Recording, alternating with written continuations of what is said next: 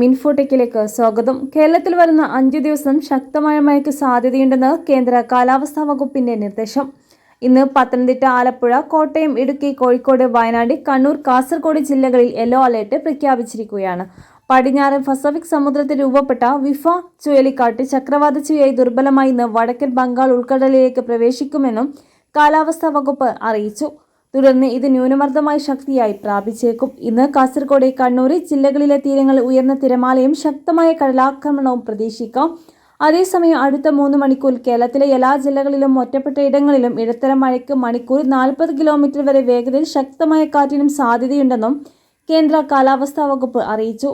കേരള തീരത്ത് ഇന്ന് വൈകുന്നേരം 5:30 മുതൽ ശനിയാഴ്ച രാത്രി 8:30 വരെ 2.6 മുതൽ 3.4 മീറ്റർ വരെ ഉയർന്ന തിരമാലയ്ക്കും കടലാക്രമണത്തിനും സാധ്യതയുണ്ടെന്ന് ദേശീയ സമുദ്രസ്ഥിതി പഠന ഗവേഷണ കേന്ദ്രം അറിയിച്ചു.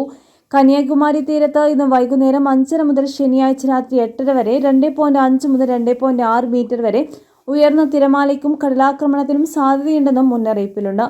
കടലാക്രമണത്തിന് സാധ്യതയുള്ളതിനാൽ മത്സ്യത്തൊഴിലാളികളും തീരദേശവാസികളും ജാഗ്രത പാലിക്കുക. കടൽക്ഷോഭം രൂക്ഷമാകാൻ സാധ്യതയുള്ളതിനാൽ അപകട മേഖലകളിൽ നിന്ന് അധികൃതരുടെ നിർദ്ദേശാനുസരണം മാറി താമസിക്കണം. ചെറിയ വള്ളങ്ങളും ബോട്ടുകളും കടലിലേക്ക് ഇറക്കുന്നത് ഈ സമയത്ത് ഒഴിവാക്കേണ്ടതാണ്.